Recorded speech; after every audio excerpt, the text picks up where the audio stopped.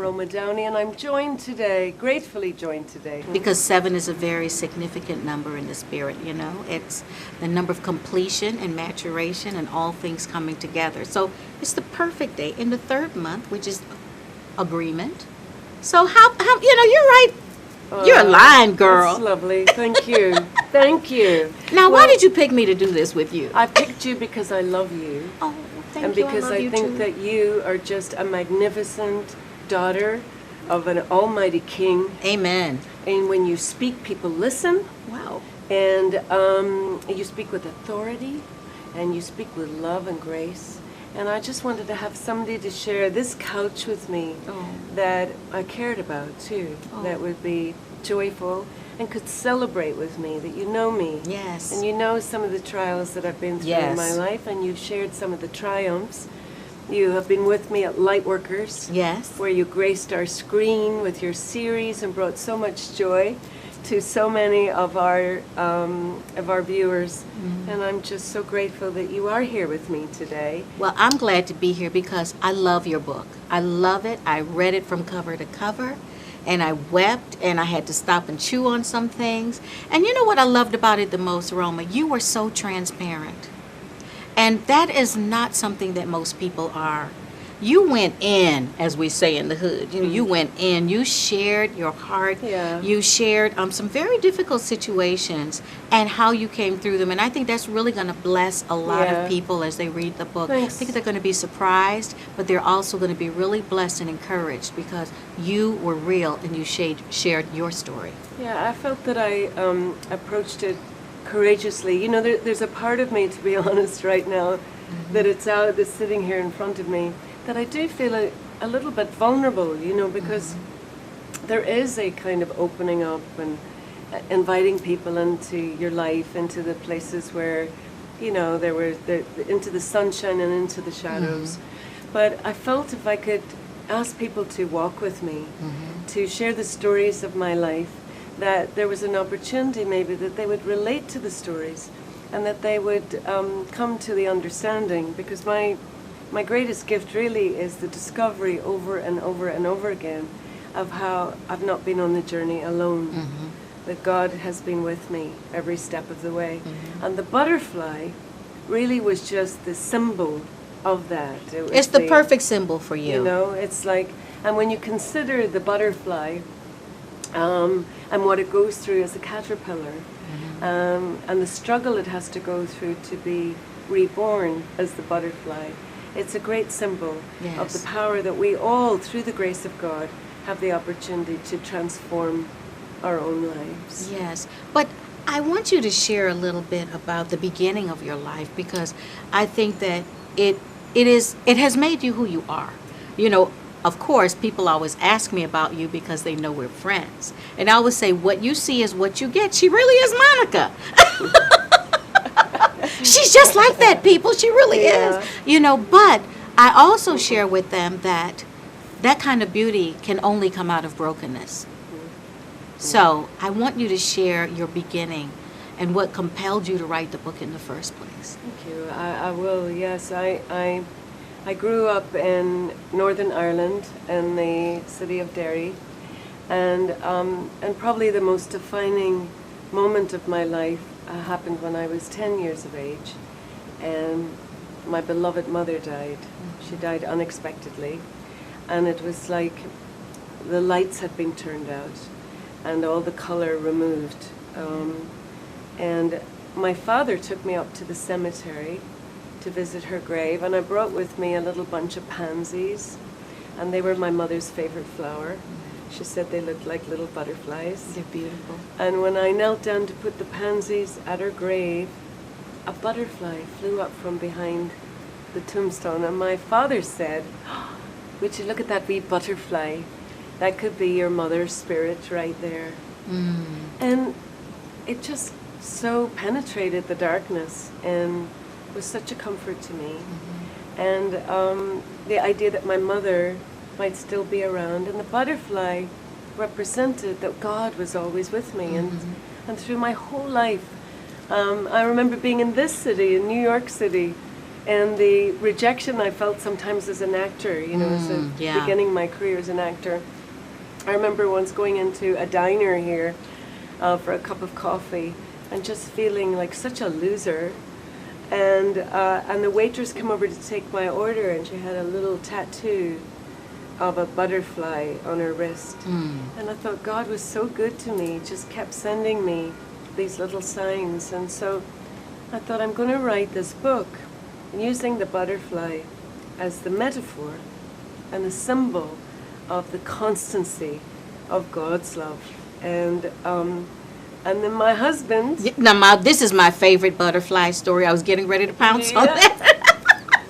He is such a romantic. Okay, I want, Mark, if you're listening, I want you to open Man Up University and train men. And your assignment is to find me a husband. Now, you're going to know why when she tells this story about Mark and the butterflies. Oh, gosh. My husband is a romantic. It's true. He got me this little butterfly right here. This and little, the rain. The little blue one in here. But he knows the significance the butterfly has had in my life. And so one Valentine's Day, a number of years ago, he gave me a little white box with a flower on the top. We were in the garden, and he said, Beautiful garden. Open it very gently. And so I opened the box up, and out flew a kaleidoscope of butterflies. Who does that? It was just so beautiful. That's amazing. And it just brought tears to my eyes because he knew how special they were to me, and I was incredibly thoughtful. And then, when I returned to writing, I was writing this book for a while. It's been a couple of years from beginning to this week and launch week.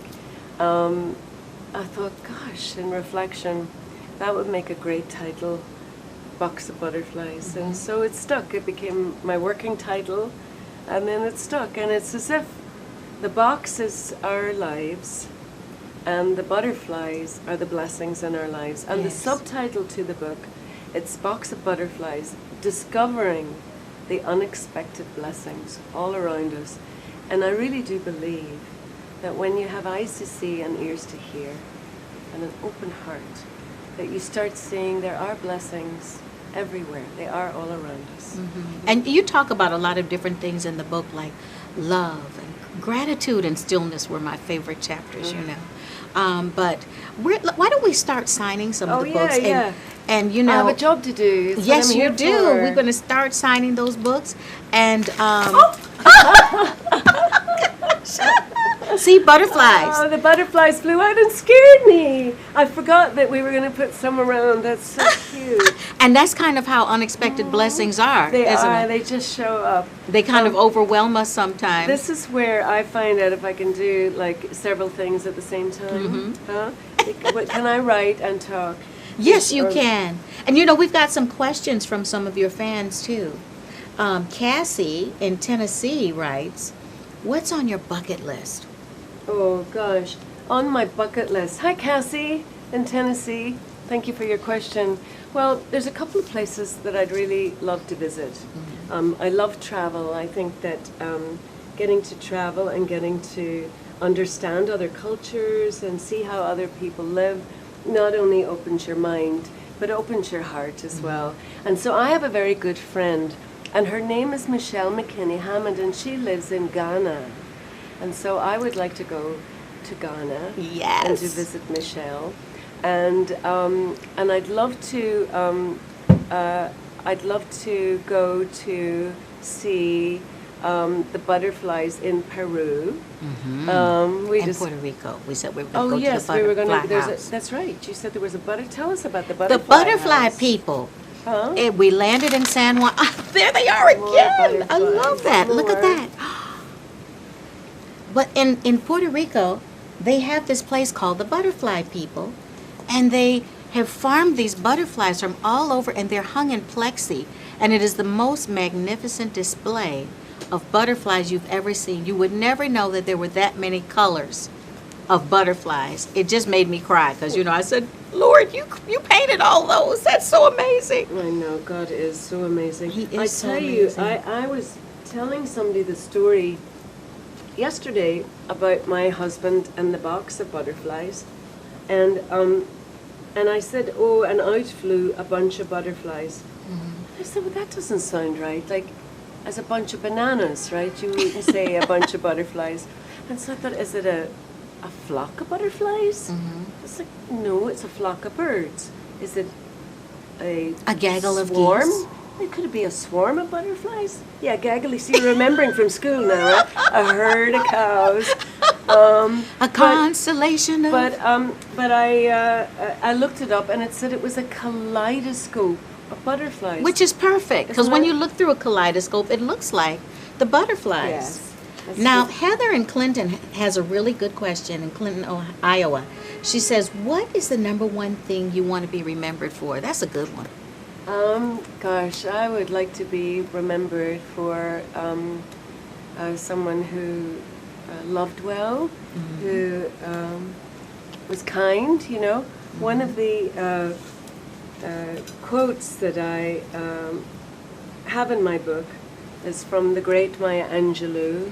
Maya Angelou, I had the pleasure to know. She performed with us on Touched by an Angel, and she was very good friends with my wonderful co-star Della Reese. Who I And, adore. And I remember when I met Maya Angelou, she and Della were embracing, and they said, "Oh, hello, sister, you're my sister." And Della introduced me, and she said, "Well, Roma's my daughter." And Maya said, "Oh, well, I'm Della's sister." She said, "And if you are her daughter, then that makes me your aunt." I was Yes. like, yes.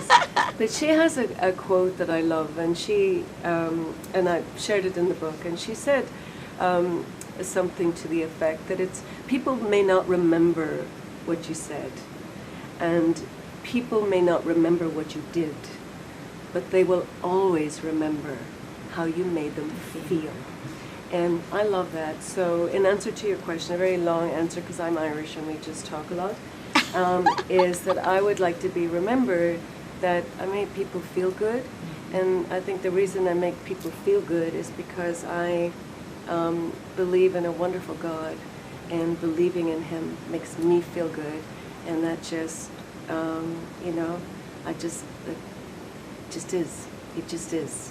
But you know what? I was saying this about you the other day. You are one of 3 people that I know that has the ability to make everyone feel significant no matter how full the room is. You know, that's a special gift because some people can be in a room and feel ignored by the person. But you have that special ability to make everyone feel touched, everyone feel noticed, and That's so everyone nice. feel Thank you. significant. Well, you know, I remember when my father was teaching me how to be in the world, and simple things like shaking somebody's hand. He said, you must always, when you shake a hand, give a firm handshake and look somebody right in the eye. He said, you got to make that connection. Yeah. That you really see somebody, that you see Christ in everyone. Yes. You know, that you just do. And or if somebody's waiting on you at a table in a restaurant, that first of all, of course, you would always say thank you, but not that you would just say thank you, but that you would look the person in the eyes and say thank you. But I'll tell you who was also the great teacher of that was Della Reese.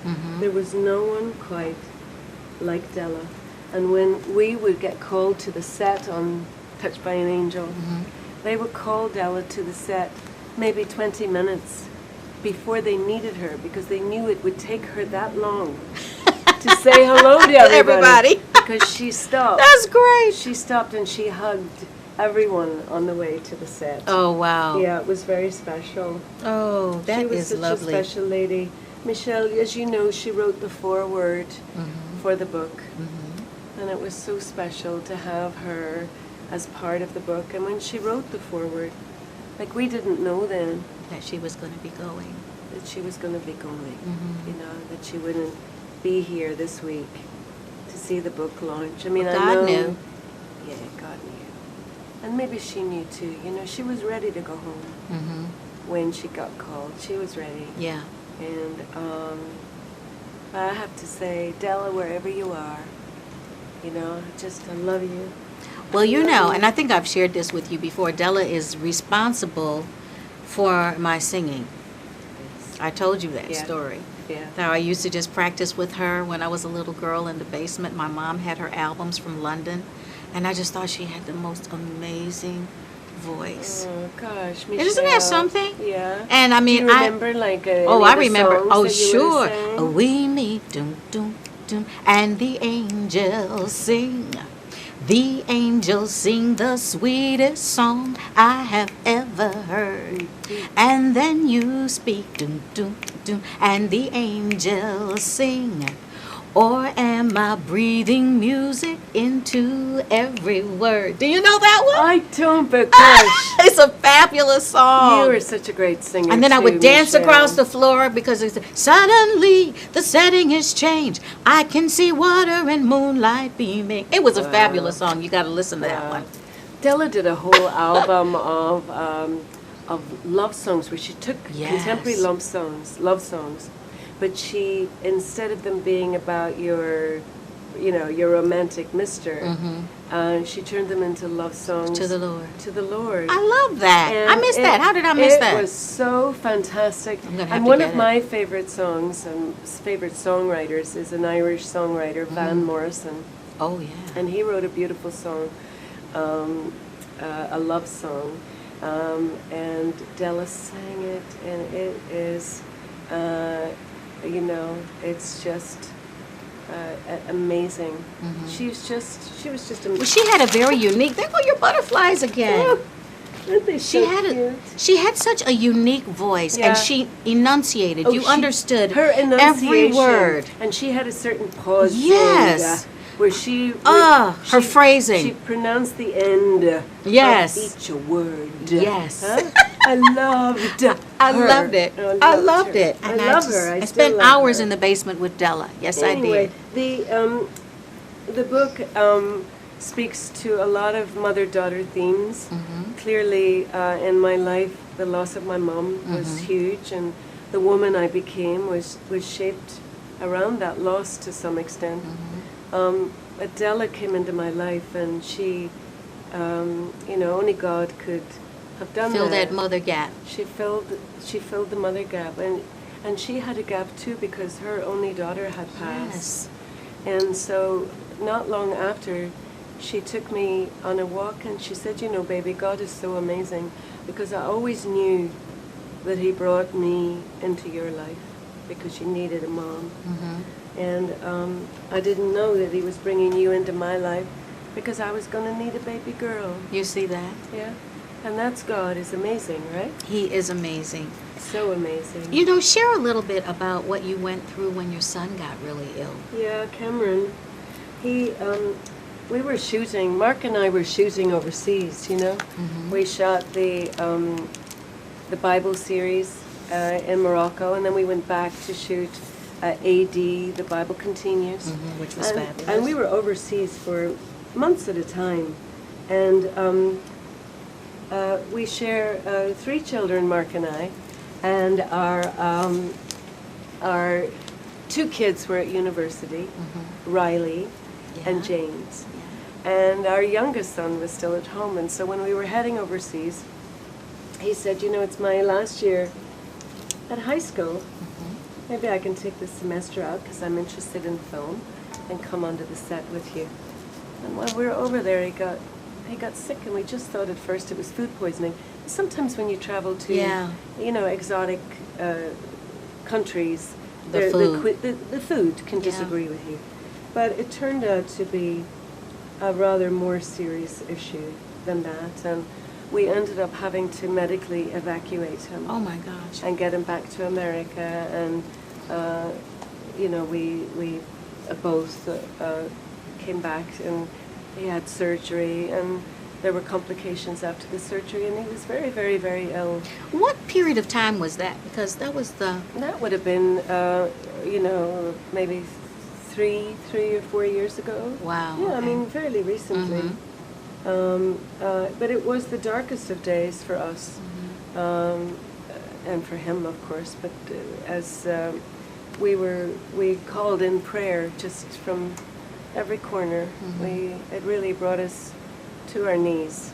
You talked about the chaos of the moment, because when you came back home, you had left to leave your house being redone while you were away. Yeah, we were doing a renovation, and we were, which was no better time when you're going to be leaving the country and gone for months.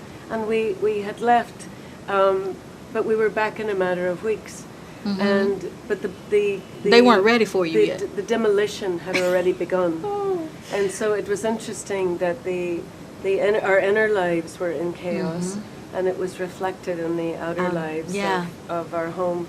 And yet we chose still to stay there because there was something about the comfort of climbing into our own bed at nights, or we were trading shifts at the hospital and so on. Anyway, ours was a story that ended well. I know that Praise not God. everybody gets as clear an answer as we got with Cameron's health, and his health was fully restored to us. How long did that Thank God. take, the healing process? Because you talked about going to the hospital like for weeks. Yes, it was weeks. So it was, 2 or 3 months that felt like 2 or 3 years. Sure. Because sometimes we expect the miracle overnight, and there's a process involved sometimes, and I think we have to be cognizant of that and know that that doesn't mean that God isn't answering the prayer, but He's doing things in us while He's answering the prayer. That's right. And yeah, you're absolutely right. You're absolutely right. I remember. What came out of that for you? Oh gosh, just I think, just huge heart of gratitude to God for hearing us and for touching our lives. And I guess just a deeper appreciation of family. I mean, it actually threw us all closer together than we ever had been. And our 2 kids at university had come back. They were great siblings. My husband, the most reliable of husbands.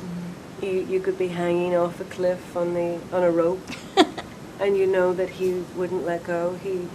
He had our kid. We were all hanging on to each other. He had our son, and it was I guess a time of gratitude. There's a moment when you think we have so many blessings in our lives, we would have traded them all in to have Cameron's health restored, and we're so grateful that his health was restored. Okay, now this one I do know. There are going to be butterflies. There are going to be butterflies. Okay, There are we're gonna ready. be butterflies Brace yourself in for the here. blessing. Okay. Beautiful. That was really pretty. We have a question from Joseph in West Jordan, Utah, and he says, what would you say is the greatest thing that God has done for you? Good question. Gosh, hello. What was his name again? Joseph. Hey, Joseph. I had such a great time living in Utah. Joseph, I filmed Touched by an Angel there. I don't know if you knew that. I was there for almost 10 years in the great city of Salt Lake. And gosh, God has just been so good to me. I think it's maybe He's really helped me understand that sometimes the blessings He's given me don't feel like blessings. Sometimes they feel like obstacles. But with His grace, He has helped me see the opportunity in some of those things. And so, maybe for wisdom gathered along the way, I have tried to put some of that wisdom into this book. I couldn't have written this book 20 years ago, Michelle. Yeah. This is a book that's time was now. Yeah. And but I would just like to show you, for those of you that haven't seen the book yet, how pretty the book is inside. It is gorgeous. Because it's a book you have to hold in your hands and feel. Yes. And I don't know if you can see this, but look at this beautiful picture of Jesus in the garden with the angel behind him. Or, it's just like really pretty colors, the sweetness of, I tried to steer and look at this, I love Ann this Nielsen. painting. Ann Nielsen is an artist friend of mine, and she allowed me to use two of her plates for illustrations on the Beautiful. book. And so some of these things have just come out, and each of the chapters have been illustrated with flowers, and I just so, They're little quotes and Yeah. little and poems and and look, sort of beachy. And beautiful. it feels, I wanted it to feel like you were having a cup of tea with me, or you were taking a walk on the beach with me. Okay, so now this is where I jump in, because Roma's house is amazing. And when you go there, it is like entering a sanctuary. And then she can go down and walk on the beach, and you see all the ocean is there and the waves. And I'm a water baby too, because I'm a West Indian child. But you Yeah. talked about the stillness It's- and this- in your book. Yes. About stillness. how the stillness leaves room for God to enter in. And that was one of the juiciest lines for me. Talk about the significance and the importance of the stillness. Well, I think stillness is such an important thing, Michelle. I think we live in such a busy world, and I mean, you may not be able to hear it on the feed here, but we're here in New York City, and we can hear behind us the sounds of the city Yes. pouring up here into the space. And I think that we've just gotten used to living in these noisy worlds, and we're all on our phones and in our laptops and on our earphones and with our music, and we're just bombarded with noise. And sometimes it's just to get away from that, to go into the quiet. For me, it's about nature, but I guess for everybody there's a different thing. Yeah. But for me, I do my best praying in the quiet of nature. I see God in the magnificence of His creation, That sunrise, the the sunset. sunrise and the sunset. Anybody that follows me on social knows I'm an early riser. I'm up before the birds. I'm still trying to get to that. And I never saw a sunset that I didn't love, or a sunrise that I didn't love, and that I just don't breathe in the gratitude. I think gratitude is key to a happy life. And, I know that anytime I feel down or I feel discouraged, I just close my eyes and I just start counting my blessings. And I start with my family, and I start with my health, I start with the faces of my children, and I just start seeing it all individually, and I just feel full and grateful. And, that's available to everybody, Yes. right? It's It just is. to have a grateful heart, and it can just change your outlook. It's true. On any given day. It's very true. Now, Christine in Victorville, California wants to know, what is your favorite Bible verse and why? Gosh, well, That's good. That's a good one. I have to say that my father's favorite verse was the 23rd Psalm. And it was a psalm that was read at his funeral. And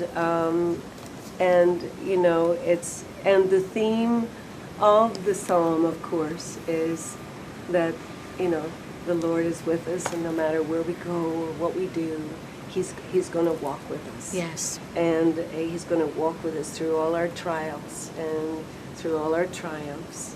And so that's one that was just handed to me from my father's knee that resonates deeply. I have some beautiful verses scattered throughout You the do. book. And, I have some beautiful prayers in here as well. Michelle, do you have a favorite verse, something that just speaks to you, speaks to your heart? Yes, I love the Message version of Ephesians where it says, long before He created the earth, He had us in mind, and He had settled on us as the focus of His love to be made whole and holy by His love. I love that. To think about the fact that before I was, He was thinking about me, and He had a plan for you, and He had a plan for me. Yes. And we think it's just serendipity sometimes. We go with the butterflies. Guys, that was a good one. That is a good one. Well, that premise, that simple premise, that there is a God, and that He loves us, and that And He nothing's a wants, surprise to and him. He wants to be part of our lives. Yes. Isn't that the truth? And when we remember that, all those places inside, that sometimes we feel unworthy or insignificant, or It's true. It's like He is there to. He loves us. I mean, that sounds so simple, but it's so hard for people to accept sometimes that He simply loves us. And it's actually an act of discipline to receive that and embrace it sometimes. Because we get so distracted by our undoneness. But that's not what Yes. He's looking at, because He's looking at us through something. And He sees us the way He imagined us from the beginning. Isn't that great? How was it doing? I think you Okay, just, you did- okay, you just let And wind you let it go? Yeah. There Yeah. it goes. Okay. Now, another question. Okay. Beverly of Southbridge, Massachusetts wants to know, what was it like to be a believer and play one of God's angels? Oh my gosh, what a great question. Good question. Huh? What a gift. It was such a gift of a role for me to be able to be the messenger and deliver that message of God's love every week, at its height. Touched by an Angel was the #1 show on CBS. And it had an audience of over 20 million people tuned in every week. And they received that message. And I still meet people to this day who said they gathered on their couches with their mums and their grandmums and their little brothers and sisters. And they gathered around the TV on a Sunday night. And the show ministered to them. And we, on the show, we had a scene, if you remember. We called it the Angel Revelation scene. Yes. And so each week I was pretending to be somebody, a nurse or a teacher or a policewoman or whatever it was. I was a undercover something. But of course I was really an angel. And I would show up in somebody's life when they were at that crossroads, when they were at a moment where, they were ready to say, I don't know what to do, God help me.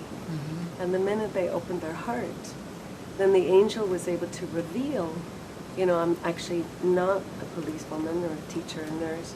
I am an angel sent by the Almighty to tell you that God loves you. And I cried. It was an amazing moment for me too. And so I would pray before that scene, and I would ask God to use me.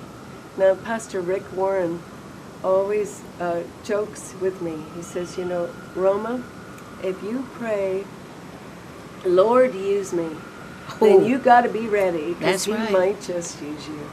And I'm certain that God used all of us on Touched by an Angel.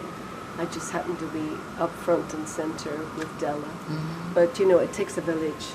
It takes a village to do anything, and we had an amazing cast that came in, amazing crew up there in Utah with us, and but it was a really lovely. I loved playing Monica. It was just a gift of a role. And when Touched by an Angel finished, I missed her. I really I missed playing her. You said something in your book about playing Monica transformed you. Yes. That it made you more aware of God and His expectations of you, and that playing that character literally transformed. I thought that was so deep. Well, I went into the role as a believer, but to get to be in that, every day, it was like, it was like having a ministry. Exactly. In some ways, and she also, to have to consider how would Monica be in this situation? How would Monica feel about this? Because Monica was all about compassion and empathy. And Monica was just a great listener. Yes. Like playing Monica made me a better listener in my own life. And having the ability to listen to people. See, that's back to Maya saying, How did you make people Feel. Because everybody wants to be heard, It's true. right? Mm-hmm. Everybody has a story. Yeah. And everybody wants to be heard. Everybody wants to feel seen. Everybody wants to feel significant. Mm-hmm. And I think that Monica made me a better listener. And I just loved it. You know, I got to work with Dilla. Yeah. I got to work with such great people. Andrew. Oh, I was John whenever Andrew would Dye. show up, it'd be like, oh no. Dear, But he was dear wonderful. John Dye. Yeah. And John Dye is with the Angels too. You know, Yes. they both left us too early. Mm. And Valerie Bertinelli, who Yes. joined our cast in the last few years Yeah. as Gloria. Right. I She forgot was, about that, but that's true. She was a wonderful addition to our group, and then we had so many guest angels Mhm. along the way, and I'm sure it had to be amazing. life-changing for everyone that. It was. That was a part of and it. for guest stars that came and appeared with us. And then, you know, I've met so many people. I tell the story in Box of Butterflies about a young woman who decided to take her own life. She said that she felt abandoned by her family and she felt abandoned by God. And she slit her wrists and she slid down the bathroom wall and she thought she was going to die. And the TV was on in her bedroom. Coincidentally, she heard the angel saying, "You are not alone. You have Oh. never been alone. Don't you know that God loves you?" That's such and a she God said she moment. grabbed a towel and called for an ambulance. Wow. It's a true story. Yeah. That is amazing. Okay, we're going to play a game, Roma. Here we are. Yes, 22 questions. Oh my goodness. Let's see if we can do 22 questions in 2 minutes. Are they yes and no questions? They're pretty quick. Where were you born? Derry, Northern Ireland. Okay. Who would you want to play you in a movie? Oh, goodness gracious. That's a good one, isn't it? Yeah, I'll come back to that one. Okay. What was your first job? I was worked in a shoe shop. Okay. What is your greatest accomplishment? Oh gosh, my daughter. But you're not done yet, so we don't know your greatest accomplishment. What is your greatest fear? Do you have one? Oh, I'm riddled. I am riddled with fear. Really? My greatest, what I've discovered is that courage isn't the absence of fear. Courage is having fear, but saddling up anyway. And so I do have fear, but I have courage. I like that. What is your biggest pet peeve? Pet peeve, rudeness. What color is your toothbrush? Ooh, my toothbrush currently is blue. Okay. What is your favorite thing to cook? Oh, potatoes in any form. I am an Irish woman. We are the potato people. Mashed potatoes with lots of butter. Ghana has wonderful sweet potatoes that you would like that are very Sweet different. potatoes are so good for you too, aren't they? Lovely. Yeah. What is your favorite food? Ooh, that would be the same answer. The potatoes. Okay. Who is the most interesting person you've met recently? Oh, recently. So that's not somebody in my life. Gosh. I'm coming back to that. Okay. Yeah. How do you take your coffee? I take my coffee without sugar and half and half. Oh, you're a good girl. What's your middle name? Well, my actual given name had been Rosemary. My granny Downey was Rose. My granny O'Reilly was Mary. They took R-O-M-A and they put them together and gave me Roma. So I guess officially my middle name had been Mary. Oh, Yeah. okay. Oh, look, Okay. I'm dipping out of, shot. What is your favorite hobby? My favorite hobby is hiking a hobby? Yeah, it could I guess. be. I like to hike. I Okay. like to read. Yeah. That's why she's in such great shape. Oh, well, I work out, but I don't think of that as a hobby. That's just hard work. I know. What's your guilty pleasure? Oh, gosh, potato chips. There's the potatoes again. The salt. Oh, yeah, but I'm way more, are you salty or sweet? I'm in between. I fluctuate. Yeah, you like them both. I like more salt, See, though, I because think. I really do. Like, if you had a bowl of chocolate Mhm. and a bowl of potato chips, like, I am just a sucker for a potato chip. Yep, me too. I just like greasy and salty. Me too. Are you, well, you've already said you're a morning person. You're not a night I love owl. the morning. What is your worst habit?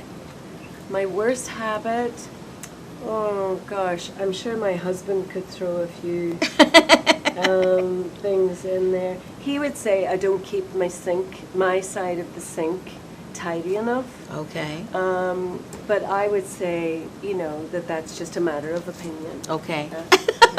I like that. That's a matter of opinion. What was the last gift you gave?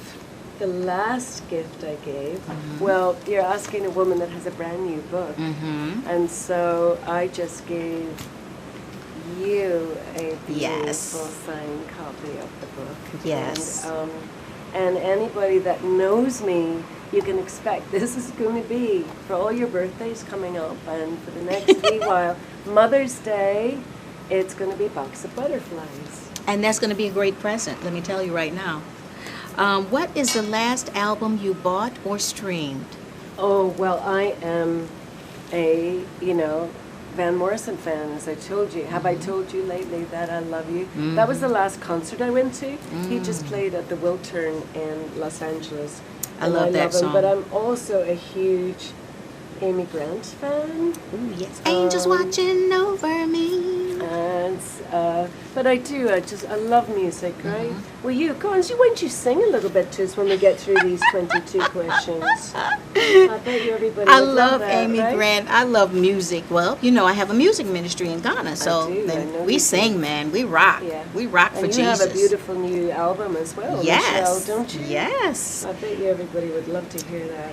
Yes. It's going to be out on iTunes like next week. So That's so great. Yeah, Is it? I'm excited, Yeah. yeah. What's the name of it? Relevance forever.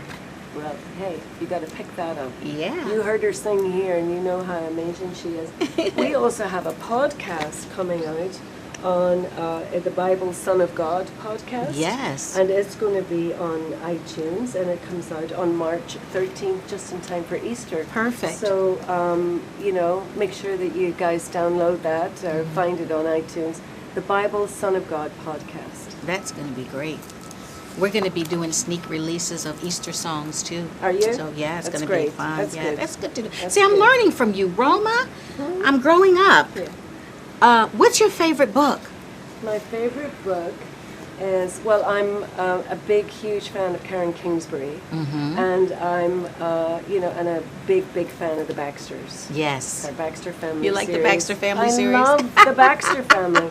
And she writes those things so fast. I'm like, Karen, really? She, Really? No, she's amazing. And She's amazing. At Lightworkers, you know Lightworkers Yes. because you have worked with us, but at Lightworkers we're going to make the Baxters we're going to bring it alive on screen. That's So fabulous. There'll be more news about that later for all you Baxter fans. But That I'm is going to be with great. Karen in Nashville. If there's anybody out there from Nashville? We Make love yourself Nashville. known. And I'm going to be down there, and Karen's going to be With you? with me. Oh, that's great. And Will you give so her a hug for me? I absolutely love her so will. much. I absolutely Tell her I will. miss her. Okay, I know the answer to this, but you should share. What cause is dear to your heart? Operation Smile, which is this great volunteer medical group. They go around the world to third world and developing countries to help children who've been born with facial deformities, primarily cleft lip, cleft palate. And I have had the opportunity to have gone with them to Asia, to Central America, to Middle East. And I tell you, Michelle, the moment of handing a baby who not an hour before had a huge hole in its face, restored now through this surgery, Wow. this achievable surgery, back into the arms of a mother who never thought her child would have a chance of a normal life is an extraordinary feeling. And I've been an ambassador for Operation Smile for 25 years, That's wonderful. I think. And I speak of Operation Smile and the I angels think they've that been to work there. Ghana Have too. they? And it's really important in a place like Ghana Because when children are born like that, sometimes they think that it's witchcraft or something's wrong, and so it's really important No, to be able to we help have those learned children. also, if the surgery isn't performed soon enough, and the child learns to speak, if they don't have a palate, they learn to speak on themselves. Yeah. And so there's an assumption made that Something that wrong. there's something wrong with them, and it's just a nightmare life. Yeah. So these surgeons give of their time. They saw a need, they step in, they're not being paid to do this. Right. And so the donations that are raised from the public pay for the equipment and the travel and everything, but it's a volunteer group. It's amazing work. If you don't know who they are, check them out at operationsmile.org. That's I'm just going to reach over and get some Oh, more books. let me get those for you. Here we go. Okay. Name 2 items on your bucket list. Oh, there's that bucket list again. I'm telling you. Well, let me see what else I'd like to do. I mean, I'd like to. Gosh, I've been so busy. The idea of maybe just to take a little time. You know that stillness that I've been speaking of. That seems like like something to go. Into the high desert, to take some time to hike up into somewhere quiet, and just have a little bit of downtime. But that's not happening anytime soon. Okay, last one. Where do you want to go that you've never been? Where do I want to go that I've never been? Ghana. To Ghana. I want to go to Go to Ghana. Ghana, yes. She has to And, come visit me. I do. I want to go to Ghana. I want to come and see you there. I want to And come the doggies. I want to come and hear your music Yes. there with all your peeps. That would be so much Huh? fun. I've They seen would just be you so excited. because I follow you on social, Yeah. and I've seen when you post pictures of the choir singing and the beautiful, worship that you We have a guys great do down time. there. Yeah, so much joy. Yeah. You know what? I want to ask this question that because I think it's such a deep question. Andrea in Angier, North Carolina wanted to know, Yeah. how are you able to juggle the sinful nature of Hollywood with your Christian beliefs? Well, you know what I have to say is I've been a very noisy, outspoken Christian woman for a long time, and I haven't found it, that difficult really. And I don't know if it's just the Holy Spirit goes out ahead. I know what you mean. Or it's just that I think there are good people everywhere doing good things, and I think that that when you just lead with it, people have been just kind and gracious.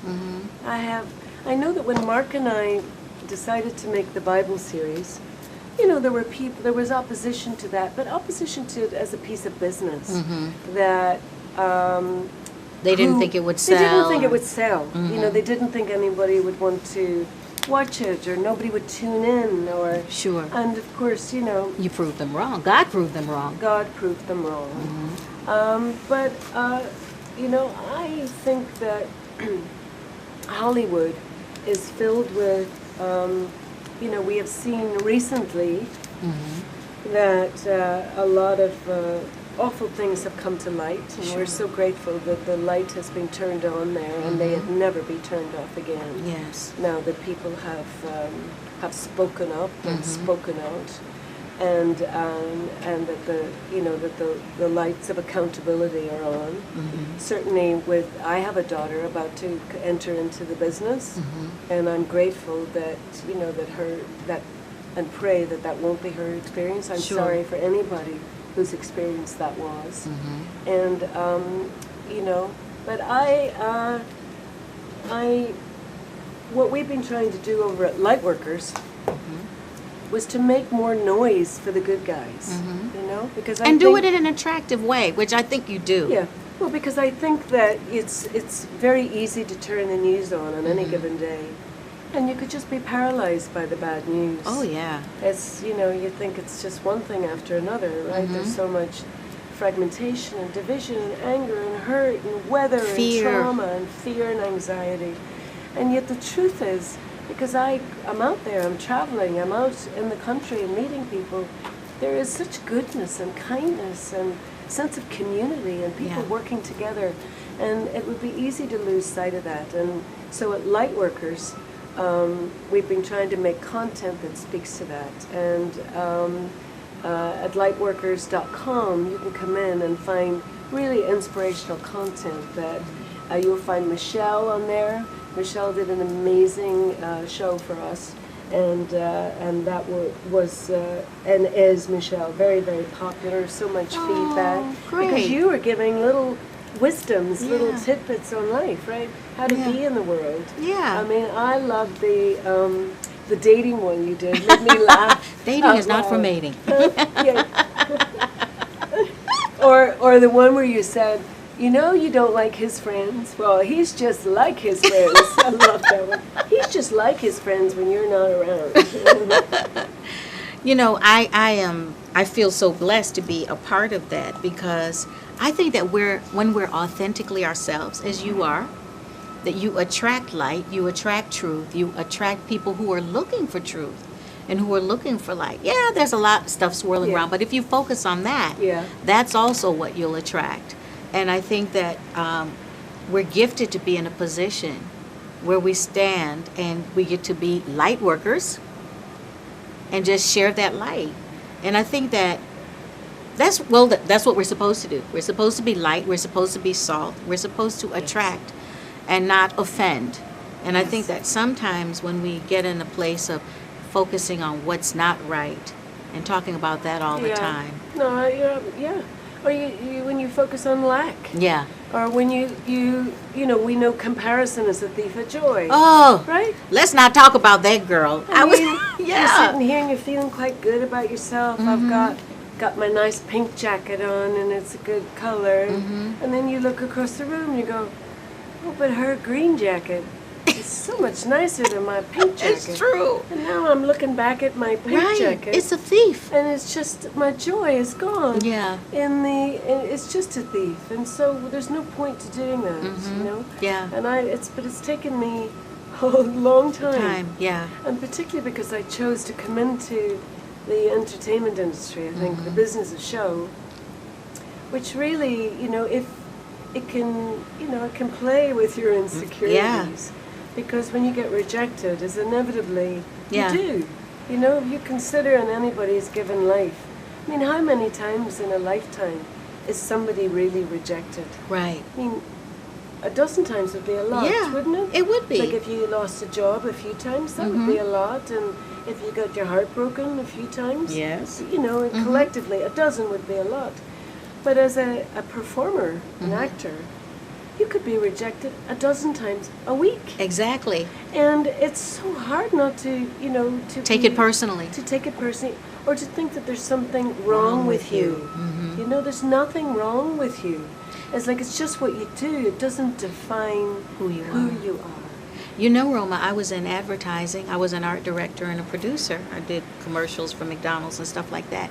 And I used to tell all of my actress friends when they would cry about losing a job, I say, I want you to know the other side of that is that since I was in the casting call, there would be a lot of people I would see that were fabulous. They were beautiful, they were amazing, but they just weren't right for the part I had in mind. No, that's right. And in the back of my mind, I would be thinking, I'm going to find something to use that person for because I really like them. But they didn't know that. They didn't have that piece of information. No, Michelle, that's absolutely right. I have seen that from both sides. I've been both sides of that equation. Yeah. And certainly, the minute somebody comes through the door, you're like, oh, you know, gosh, she's great looking, but just not going to be right for this. But you're making a note. Yes. You know, so no meeting is ever wasted, you know, because you're, you know, you just don't know. You don't know in our business who you're going to meet, who's going to know who, what you might be right for. And anyway, it's always just good meeting people, and it's good practice. Yeah. You know, even if it's not this time,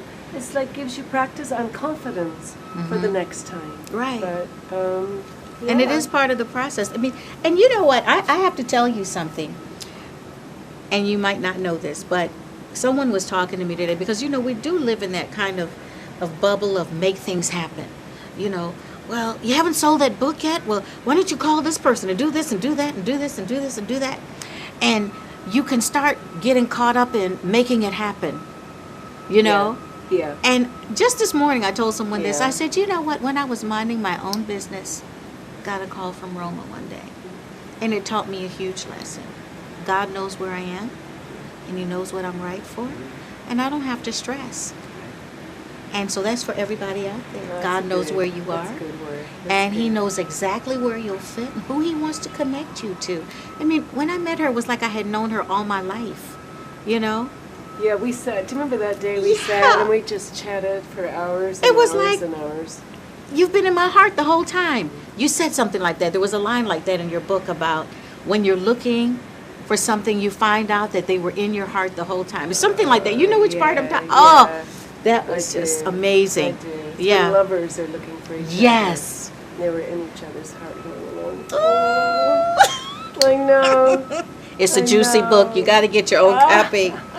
Actually, when you buy it, you should just buy two because somebody's going to borrow your book and walk off with it, and you're going to be evil about that. So you should just make sure that you get two so that when it goes, you still have your copy to chew on. I'm telling you that now. Gosh. Oh gosh. It's a great book. I know. Well, it's just, you know, I would sit down in the morning and I would set just the intention. I imagined that I imagined a woman really. That's not to say that for all the men out there that you won't enjoy it or that there isn't a man in your life that won't get something out of this book. But when I wrote it, I imagined a woman.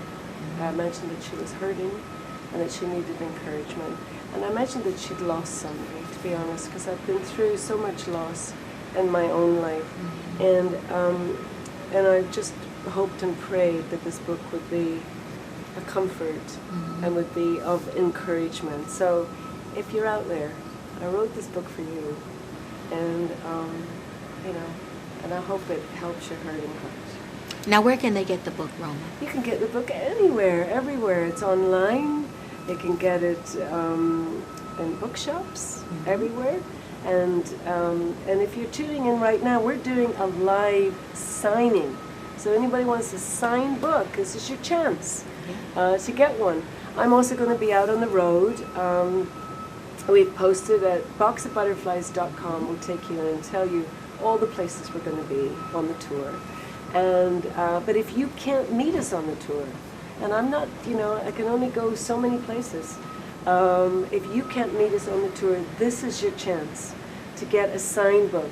And you know, and as Michelle said, maybe it's your chance to get a signed book for your mom, because Mother's Day is right around the corner, or for Easter. In my family, we're in the tradition of giving gifts, and now that the kids are older and not quite as into, you know, the chocolate eggs. Well, everybody is still probably into the chocolate eggs, but this is a book. It's a spring book. It's about, you know, the awakening of your heart and your walk. It's about my walk with the Lord. But this is your chance to come and get the book. I'm signing them. I've been signing up a storm.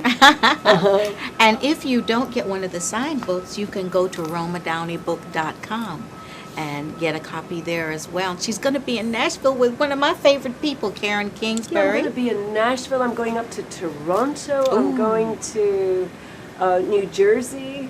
I'm going to Texas, Houston, and Dallas. And then I meet up with you again in Los Angeles. Yes, we're going to be together at the Grove in LA. So lots of great appearances coming up, and I'm really, it's having been living, it lived for a while in my heart, and then it lived for a while in my laptop, and now, I get to share it with everybody. It's, well, you've authored books, but when it's deeply personal. Yes, it's like your baby. Yeah. And you want someone to love your baby. But I think you're really going to love her baby. And I'm glad that we've had a chance to chat with you and share the book with you. Thank you for tuning in. Thank you. It means everything to both of us. And Yes. please get a copy. I read it from cover to cover, and it was wonderful, and it was just a meal for the soul.